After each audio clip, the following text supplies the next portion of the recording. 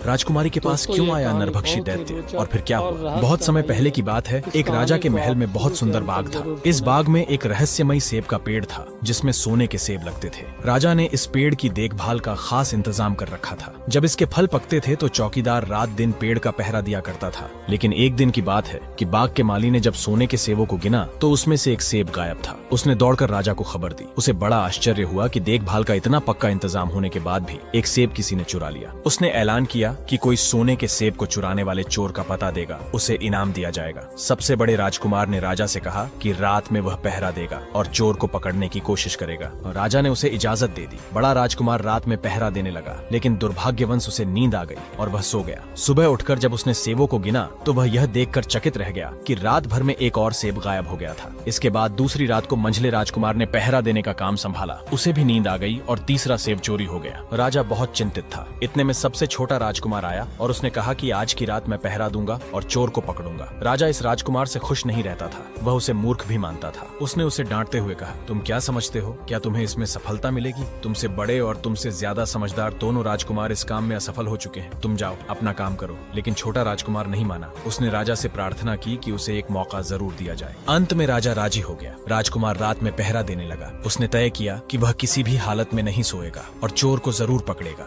जब आधी रात हुई और 12 बजे का आखिरी घंटा बजा तो राजकुमार ने देखा कि एक सुंदर सोने की चिड़िया कहीं से उड़ती हुई आई और सेब के पेड़ पर आ बैठी। देखते ही देखते चिड़िया ने सोने का एक सेब तोड़कर अपनी चोंच में पकड़ लिया। राजकुमार ने फौरन निशाना साधकर तीर चला दिया, लेकिन तीर चिड़िया को नहीं लगा और वह पंख फड़फड़ाकर उड़ गई। हाँ, इतना अवश्य हुआ कि उसका एक सुनहरा पंख टूटकर जमीन पर आ गिरा। दूसरे दिन राजकुमार ने राजा को सारी बात कह सुनाई और वह सोने का पंख उनके सामने रख दिया। पंख इतना सुंदर और कीमती था कि राजा उसे देखता ही रह गया और उसने कहा, अगर उस चिड़िया का एक पंख इतना सुंदर है तो वह पूरी चिड़िया कितनी सुंदर होगी। मैं चाहता हूँ कि उस चिड़िया को कोई पकड़ कर लाए। सबसे पहले बड़ा राजकुमार इस काम के लिए रवाना हुआ। चलते चलते वह एक जंगल में पहुंचा। वहाँ उसने एक नरभक्षी राक्षस को आराम करते हुए देखा। राक्षस ने राजकुमार से कहा, मुझे पता है कि तुम सोने की चिड़िया की खोज में निकले हो। तुम मेरी राय मानो तो तुम्हारा काम जल्दी ही पूरा हो जाएगा। तुम इसी रास्ते से सीधे चले जाओ। शाम होने पर तुम एक गाँव में पहुंचोगे। वहाँ तुम्हें आमने सामने 2 सराय मिलेंगी। एक सराय खूब सजी सजाई और सुंदर सी होगी, लेकिन तुम उसमें मत ठहरना। तुम उसके सामने वाली दूसरी सराय में ठहरना जो बहुत मामूली और देखने में भी भद्दी सी होगी। ऐसा करने पर तुम्हारा काम आसानी से पूरा हो जाएगा। राक्षस की बात सुनकर राजकुमार ने कहा, मुझे तुम्हारी सलाह की जरूरत नहीं है। यह कहकर राजकुमार आगे चलता गया।